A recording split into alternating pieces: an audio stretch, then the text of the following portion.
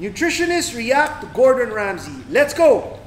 Let's make a delicious Wagyu burger. Oh, daming onion. Good. May konting oil pero onion's good. Putik. Daming oil, daming butter. Todo to ah.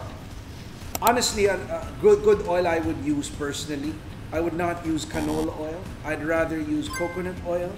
I'd rather use olive oil, even avocado oil.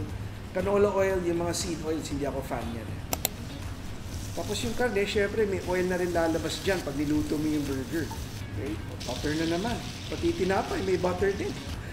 Uy! Minekos-mekos na ni Insan Gordon to ah. Uy, may itlog pa. Pero ang napansin ko, masyado marami ng oil eh.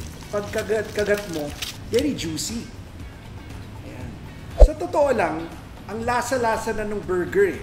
May cheese na, meron ng caramelized onion. Personally, ang sarap-sarap talaga nito. Pero off brand sa Baron Method to.